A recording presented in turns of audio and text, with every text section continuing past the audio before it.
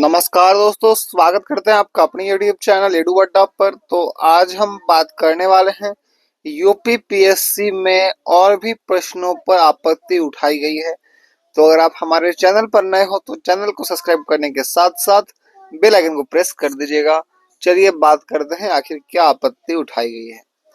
तो देखिए यहाँ पर 6 और प्रश्नों पर आपत्ति, पहले आधा दर्जन प्रश्नों पर आपत्ति कर चुके थे अभ्यर्थी। जी हाँ, उत्तर प्रदेश लोक सेवा आयोग की ओर से 12 अक्टूबर को आयोजित पीसीएस और एसीएफ आरएफओ 2025 प्रारंभिक परीक्षा में कई अन्य प्रश्नों पर प्रतियोगी छात्रों ने आपत्ति की है।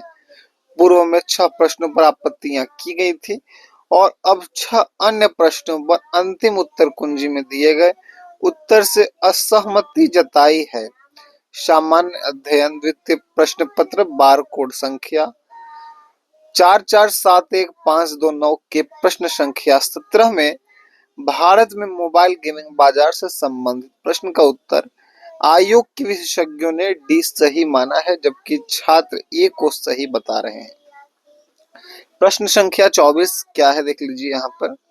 निम्नलिखित निरक्षरता, सुरक्षित पेयजल, रोजगार के अवसर और घर का आकार में से कौन निर्धनता का सामाजिक संकेतन नहीं है? इसका जवाब आयोग ने रोजगार के अवसर को सही माना है।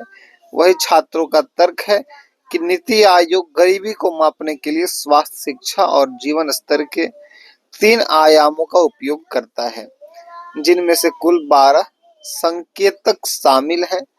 स्वास्थ्य के पोषण, बाल और किशोर मृत्यु दर, मातृ स्वास्थ्य, शिक्षा में स्कूली शिक्षा के वर्ष, स्कूल में उपस्थिति जबकि जीवन स्तर के तहत खाना पकाने का ईंधन, स्वच्छता, पेयजल, बिजली, आवास, संपत्ति और बैंक खाते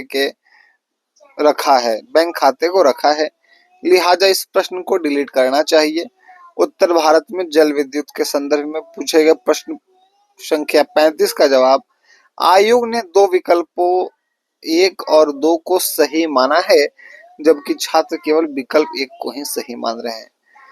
पारिस्थितिकी तंत्र से संबंधित प्रश्न संख्या 89 को आयोग ने 2 विकल्प 1 और 2 को सही माना है, जबकि प्रतियोगी छात्र केवल विकल्प 2 को सही मान रहे हैं।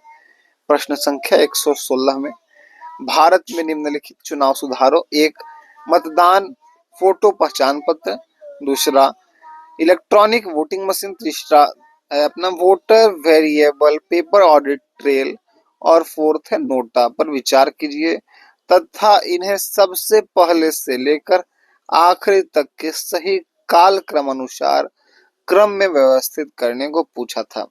तो आयोग ने 2, 1, 4 व 3 को सही क्रम माना है, जबकि छात्र 1, 2, 4 और 3 को सही क्रम बता रहे हैं। प्रश्न संख्या 15 अभिकथन था। मानव त्वचा के से पसीने का वाष्पीकरण शरीर की गर्मी को नष्ट कर देता है। कारण गर्म दिन में उच्च आर्द्रता से परेशानी बढ़ जाती है का विकल्प आयोग ने ये सही माना है, जबकि छात्र जो हैं डी को सही बता रहे हैं।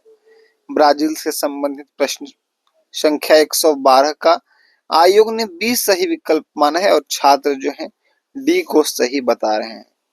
तो कुछ इस तरह से 6 सवाल जो कि पहले आपत्ति दर्ज कर चुके थे और 6 यह सवाल है जिस पर बच्चे आपत्ति दर्ज कर रहे हैं। तो अगर आपको यह जानकारी बिल्कुल सही लगी कि हाँ सर ने मुझे सटीक बताया है इन सभी बातों पर, तो आप हमारे चैनल को सब्सक्राइब करने के साथ साथ बेल आइकन को प्रेस कर दीजिएगा। मिलते हैं फिर किसी वीडियो के साथ में, तब तक के लिए जय हिंद, जय भारत, वंदे मातरम।